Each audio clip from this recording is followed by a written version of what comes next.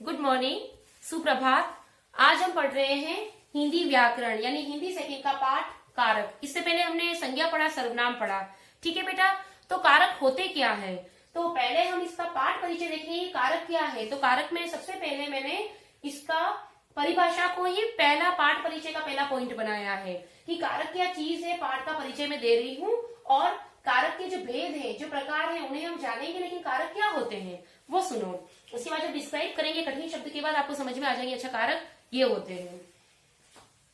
संज्ञा या सर्वनाम के जिस रूप से उसका संबंध, किसका संबंध? संज्ञा या सर्वनाम का। संज्ञा या सर्वनाम के जिस रूप से उसका संबंध, उसका कौन है? संज्ञा और सर्वनाम, यानी संज्ञा या सर्वनाम का संबंध सीधा। संज्ञा या सर्वनाम का संबंध वाक्य के दूसरे शब्दों से जाना जाता है, वह कारक कहलाता है। यानी संज्ञा या सर्वनाम के जिस रूप से उसका संबंध वाक्य के दूसरे शब्दों से जाना जाता है, वह कारक कहलाता है। यानी संज्ञा और सर्वनाम जो है उसका संबंध दूसरे शब्दों से बताने वाले जो चिन्ह होते हैं, चिन्ह, वो कारक कहलाते हैं। अब बेटा चिन्ह कैसे लिखते हैं? मैंने कठिन शब्द में नहीं लिया है, फिर भी आप देखो ऐसे ह के नीचे हलंत लगेगा। ये नहीं कि आपने चिन्ह ऐसे लिख दिया, ये गलत है बेटा, ये गलत है। चिन्ह ऐसे लिखते हैं, ठीक है बेटा। तो संज्ञा और सर्वनाम का संबंध वाक्य में दूसरे शब्दों से बताने वाले जो चिन्ह होते हैं, वो चिन्ह यानी कि राइट रॉन्ग ऐसे नहीं, चिन्ह यानी कुछ आएंगे आपके सामने, चिन्ह यानी शब्द कह दो या अक्षर आएंगे मात्रा वाले या शब्द बोल दो, तो वो चिन्ह होते हैं, कारक चिन्ह कहलाते हैं।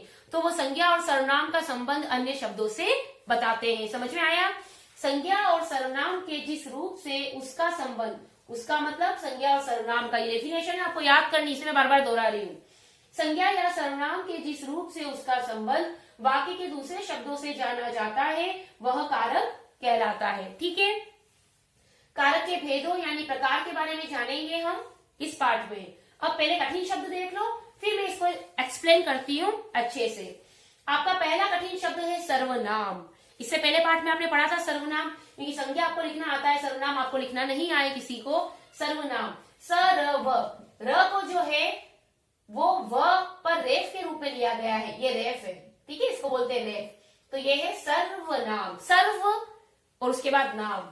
अगला है व्यक्ति। व्यक्ति लिखने में भी अब आप बड़े हो रहे हो बेटा, छोटे छोटे बच्चे जब बड़े हो रहे हैं तो उनको नए नए शब्द सिखाने पड़ेंगे, तभी तो सीखोगे आप। तो आधा व, य, व्य और क, जब ऐसा आधा शब्द कोई आता है, इस प्रकार से कोई आता है, तो मात्रा उसके पहले आएगी, न कि मात्रा ऐसे। कई बच्चों को मैंने देखा है, बड़ों को भी देखा है, मात्रा ऐसे लगाते हैं, ये गलत मात्रा है। जब आधा अक्षर है तो उससे पहले आपकी मात्रा आएगी, ये है आपका व्यक्ति। इसके बाद एक कर्ता, र की साउंड आ रही है, बीच में र आ रहा है, तो त के ऊपर एफ के रूप में गया, ये कर्ता। अभी देखो मैंने सारे कारक के जो प्रकार है, जो चिन्ह है, कारक के प्रकार, उन्हीं को आपके कठिन शब्द में लिया है, ताकि आप कम से कम ये तो सीखें, इनको तो गलत ना करें, आपका दोहरान हो जाए। तो कर्ता, र को एफ के रूप में कर्ता हो गया। उसके बाद कर्म, कर्म हो गया। करम, ये भी रेफ के रूप में र आ गया, करम, करम, ये र जो आ रहा है कर्म, कर्म, तो ये म के ऊपर रेफ के रूप में चला गया। करण इजी है, करण। संप्रदान, संप्रदान, प्रकार में जो लगता है, ये जो नीचे जो ऐसे लगते हैं ना, ऐसे र का रूप, ऐसे र का रूप, संप्र, प्र, संप्र, यानी पहले प व्यंजन आया, फिर र की साउंड आ रही है, तो नीचे लगेगा ये पदेन, पैरों में, तो ये संप्रदान, ये री की मात्रा होती है, ये ऐसे, ये जो पैरों के ऊपर लगते हैं ना व्यंजन के, वो कहलाते हैं पदेन, संप्रदान। उसके बाद अपादान, फिर संबंध, ऐसे भी लिख सकते हैं आप, संबंध, ये म और न, और इसको आप अनुस्वार के रूप में भी लिख सकते हैं, तो ये है आपका संबंध। अगला है अधिकरण, और लास्ट है आपका संबोधन। संबोधन, इसको चाहे म को ऐसे लिखो बीच में, चाहे इसको अनुस्वार के रूप में लिखो, संबोधन। तो ये है आपके कठिन शब्द। अब एक कठिन शब्द चिन्ह भी है, इसके ऊपर भी नजर डालो। किसी बच्चे का कॉपी में ये गलत नहीं होना चाहिए। आप ये समझो कि मुझे एक भी शब्द गलत नहीं करना है लिखते समय हिंदी में, तब आपका परफेक्शन आएगा हिंदी में। परिभाषा आप देखो। अब मैं यहाँ पर आपको पहले संज्ञा और सर्वनाम इसको डिस्क्राइब करूंगी, फिर आपको ये जो भेद लिखे हुए हैं इनके बारे में हम विस्तृत रूप में पढ़ेंगे। अब आप पाठ परिचय नहीं देख रहे हो और अब आप देख रहे हो इसकी परिभाषा। संज्ञा या सर्वनाम के जिस रूप से उसका संबंध वाक्य में दूसरे शब्दों से जाना जाता है वह कारक कहलाता है। यानी संबंध बताने वाले चिन्ह कारक कहलाते हैं। कितने भेद है बेटा कारक के? टोटल 8 भेद। ये हो गए कारक के भेद। अब मैं इसको समझाती हूँ। अब देखो बेटा, आपको यह कुछ कमी लग रही है? यह मेरी पेंसिल है, इस रंग काला है, लकड़ी और शीशे बनी है, मैं इसे पेंसिल कटर छिलता हूँ। क्या पेंसिल कटर छिलते हैं क्या हम? तो इसमें कुछ कमी है, ये अशुद्ध वाक्य लग रहे हैं। तो यानी ये सर्वनाम है, ये संज्ञा है, लेकिन इनका संबंध बताने वाला चिन्ह कोई नजर नहीं आ रहा, तो ये अशुद्ध है। तो कारक क्या होते हैं बेटा? संज्ञा और सर्वनाम का संबंध जो है वो वाक्य में दूसरे शब्दों से बताते हैं। अब आप देखो, यह मेरी पेंसिल है, राइट। इस रंग काला है, इस रंग काला होता है कि क्या होता है? इस का, तो ये काम इसका यहाँ पर। लकड़ी और शीशे बनी है, लकड़ी और शीशे से बनी है, का से। मैं इसे पेंसिल कटर छिलता हूं, मैं इसे पेंसिल कटर छिलता हूं, मैं इसे पेंसिल कटर से छिलता हूं। अब ये देखो, से, मैं, से, तो ये क्या है बेटा? ये तो है अपने कारक। अगर ये नहीं होते बीच में से, तो ये संबंध जुड़ता ही नहीं है संज्ञा और सर्वनाम का अन्य शब्दों से। तो संज्ञा और सर्वनाम से उसका संबंध वाक्य में दूसरे शब्दों से बताने वाले चिन्ह, ये चिन्ह है, ये चिन्ह है, ये चिन्ह है। ठीक है बेटा? तो ये होते हैं कारक चिन्ह। समझ में आ गई बात? अब कारक चिन्ह के भेद हम पढ़ते हैं, कितने होते हैं वो देखिए। बेटा कारक के चिन्ह 8 प्रकार होते हैं। सीधा सिंपल सा प्रश्न आता है, कारक की परिभाषा दीजिए और उसके भेद बताइए। कारक के भेद 8 प्रकार के होते हैं, ऐसे आप लिखोगे आगे। अब इसको अलग अलग करता, ने, कर्म को, करण से, के द्वारा, संप्रदान के लिए, अपादान से। अब इसको डिस्क्राइब मैं अलग अलग करूंगी। अलग होने का भाव, संबंध का के की,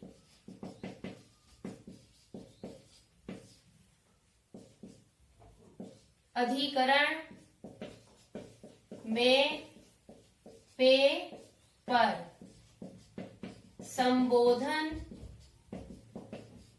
है, अरे, ओ। अब एक साथ साथ फटाफट इनको बोलो। कारक के भेद टोटल कितने हैं? 1 2 3 4 5 6 7 8। ये हैं आपके कारक के भेद। इनको बोलते हैं कारक, 8 भेद, और ये हैं इनके चिन्ह। ठीक है? बोलो, कर्ता ने, कर्म को, करण से, के द्वारा, संप्रदान के लिए, अपादान से। इसमें अलग होने का भाव होता है, कोई वस्तु अलग होती है। ठीक है बेटा? से अलग होने का भाव, संबंध का, के की, रा, रे, री, अधिकरण में, पे, पर, संबोधन है, अरे। तो ये जो कारक चिन्ह है ये संज्ञा और सर्वनाम का संबंध अन्य शब्द वाक्य में अन्य शब्दों से बताते हैं। राम ने खाना खाया। राम ने और खाने में संबंध कौन से शब्द, कौन से चिन्ह ने बताया? ने बताया संबंध, तो वो किस कारक चिन्ह में आएगा? कर्ता वाले ग्रुप में आएगा ना। ने इसका चिन्ह है तो वो कर्ता कारक हो गया। राम को मैंने बुलाया। राम को बुलाया, को आया तो कौन सा कारक है? कर्म। राम ने, राम ही आ रहा है। राम ने गिलास से पानी पिया, यानी कि पानी और गिलास का संबंध किससे जुड़ा है? ये से। तो करण जो होता है, राम ने गिलास से पानी पिया, तो पानी पीना किससे पिया? पानी, गिलास से। तो क्या बन गया वो? से इसका चिन्ह है। इसको मैं डिस्क्राइब अभी और करूंगी अलग से। उसी प्रकार संप्रदान के लिए, राम के लिए भोजन लाया। राम से श्याम अलग हो गया, वो अलग होने का भाव है। जहां राम से गिलास गिर गया, राम से गिलास गिर गया, तो राम से गिलास अलग हो गया ना। जहां अलग होने का भाव आए वहां पर अपादान लगाना से। एक से इसमें भी है, ये तो साधन है। चाकू से फल काटा, चाकू से फल हम काट रहे हैं, लेकिन यहाँ अलग होने का भाव है। पेड़ से पत्ता गिरा, अलग होने का भाव, ये साधन है यहाँ पर। संबंध का के की, वह राम का भाई है, वह राम की बहन है, वह श्याम की बहन है, ऐसे। अधिकरण में पेपर, राम पेड़ पर चढ़ गया, वह विद्यालय में है, ऐसे। ये कारक चिन्ह प्रयोग करते हैं ना हम, मैंने अलग अलग बता दिए। संबोधन, हे अरे, हे ईश्वर मेरी मदद करो, ओह अरे वो, तो ये कारक चिन्ह है। इनको आप देखो, मैं पूछूंगी अभी, फटाफट देखो इन कारक चिन्ह को और याद कर लो फटाफट, बोर्ड पे नजर आ रहे हैं। वापस बोलो। कर्ता ने कर्म को करण से के द्वारा संप्रदान के लिए अपादान से अलग होने का भाव, यानी कारक चिन्ह तो सिर्फ ये है से, ये मैंने लिखा है अलग होने का भाव जब हो। संबंध का के की रा रे री, अधिकरण में पेपर और संबोधन है अरे ओ। तो ये हमारे हो गए कारक चिन्ह और कारक। 8 भेद है इनके। अब हम अलग अलग कारक को समझेंगे। पहला है अपना कर्ता कारक। बेटा कर्ता यानी क्या होता है? कर्ता यानी होता है अपना subject. Subject is equal to कर्ता, जो काम करता है। कर्ता का अर्थ है करने वाला, यानी कि कर्ता का क्या अर्थ हो गया बेटा? करने वाला। अपनी बुक को भी आप सामने रखना। कर्ता का अर्थ है काम करने वाला। ये देखो कारक के 8 भेद बता रखे हैं, बहुत अच्छे से बता रखे हैं अपनी बुक में। कर्ता ने, ये सब दिख रहे हैं आपको। कर्ता, काम करने वाला कर्ता कहलाता है।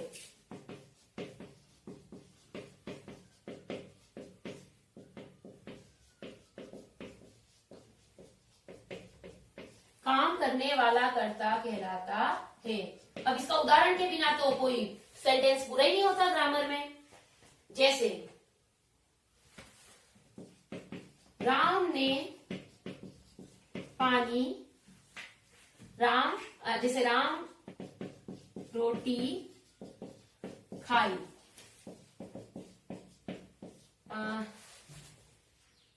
सीता सब्जी लाई, लिखा है। अब यहां पर तो आपने पहचान दिया, राम ने रोटी खाई, यानी काम करने वाला कर्ता का कहलाता है, जो काम करता है। रोटी किसने लाई है? सब्जेक्ट ने, राम ने।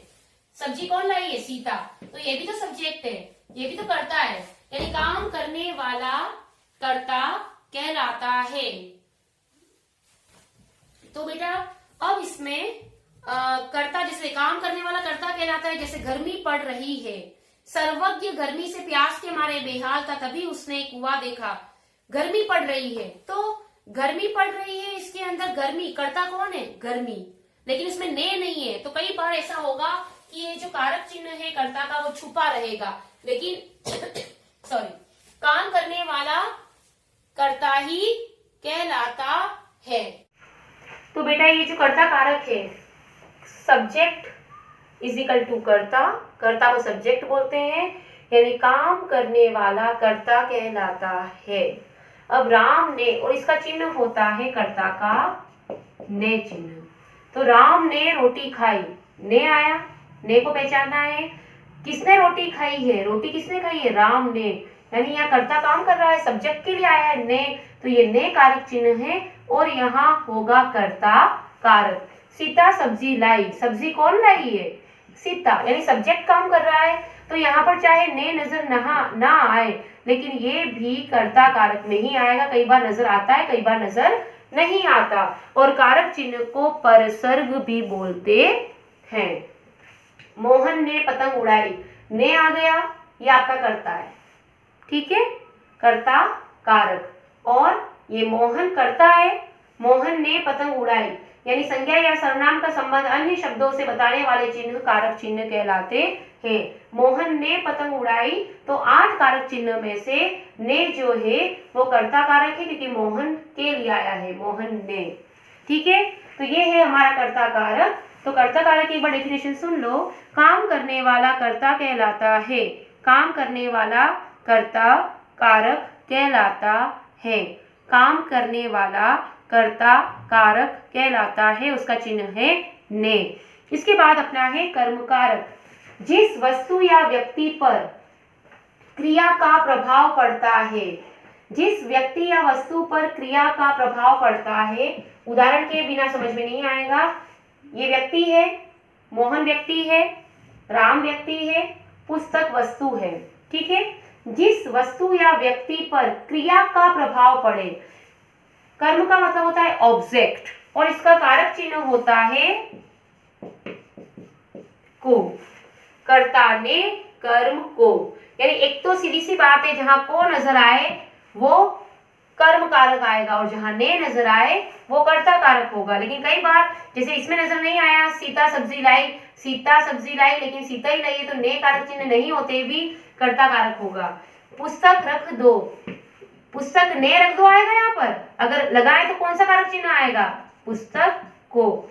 तो यहाँ पर को कारक चिन्ह नजर नहीं आ रहा है, फिर भी ये कर्म कारक में आएगा और यहाँ को नजर आ रहा है, को नजर आ रहा है, तो ये आपका हो गया कर्म कारक। पहली बात तो ये पहचानने का तरीका है, को आया तो कर्म कारक, ने आया तो कर्ता कारक। अब इसको समझ लो। जिस वस्तु या व्यक्ति पर, जिस वस्तु या व्यक्ति पर क्रिया का प्रभाव पड़ता है, क्रिया इज इक्वल टू वर्ब, काम का करना या होना, चलना उठना जाना आना, पकड़ो रख दो क्रिया है, पकड़ो क्रिया है, जाना क्रिया है, ठीक है। जिस वस्तु या व्यक्ति पर क्रिया का प्रभाव पड़ता है उसे कर्म कारक कहते हैं। ये क्रिया है जाना, राम को स्कूल जाना है, क्रिया किसके लिए हो रही है, राम को, राम ने स्कूल नहीं जाना है, कर्ता के लिए नहीं है, कर्ता कारक नहीं है, यहाँ पर सब्जेक्ट काम नहीं कर रहा है, ये क्रिया का प्रभाव पड़ रहा है, क्रिया का मुख्य प्रभाव जिस पर पड़ेगा राम को। तो जिस वस्तु या व्यक्ति पर जाना है, किसको जाना है, राम को। पकड़ो क्रिया है, क्रिया का प्रभाव किस पर पड़ा, ये क्रिया है पकड़ो, वर्ब है, पकड़ो का प्रभाव किस पर पड़ा, मोहन पर, मोहन को पकड़ो, तो ये कर्म कारक। यानी पुस्तक रख दो, क्या रख दो, पुस्तक रख दो भाई, तो यानी कि क्रिया का प्रभाव वस्तु पर पड़ा। तो जिस वस्तु या व्यक्ति पर क्रिया का प्रभाव पड़ता है वह कर्म कारक कहलाता है, को इसका कारक चिन्ह है। तो ये है हमारे कर्ता ने, पहला कारक, दूसरा कर्म को, कारक दो कारक मैंने पढ़ा दिए, बाकी के हम अगली बार पढ़ेंगे। अब है आपके गृह कार्य की बारी। आज का गृह कार्य बेटा इस प्रकार है। सबसे पहले आपको पाठ परिचय करना है, उसके बाद कठिन शब्द लिखने हैं और उसके बाद प्रश्न पहला, कारक किसे कहते हैं, यानी कारक की डेफिनेशन लिखनी है, परिभाषा। कारक कितने प्रकार के होते हैं, 8 भेद के नाम लिखने हैं। इधर आप भेद के नाम लिखेंगे और इसके बाद आप उसके चिन्ह लगाएंगे। तो ये था आपका सर्वनाम। बेटा ध्यान दो पढ़ाई में, ऑनलाइन क्लासेस में पढ़ाने के बाद भी कई बच्चे जवाब नहीं देते हैं, तो प्लीज आप ध्यान से देखो, और जो बच्चे ऑनलाइन क्लास नहीं अटेंड कर पाते हैं वो वीडियो को ध्यान से देखें।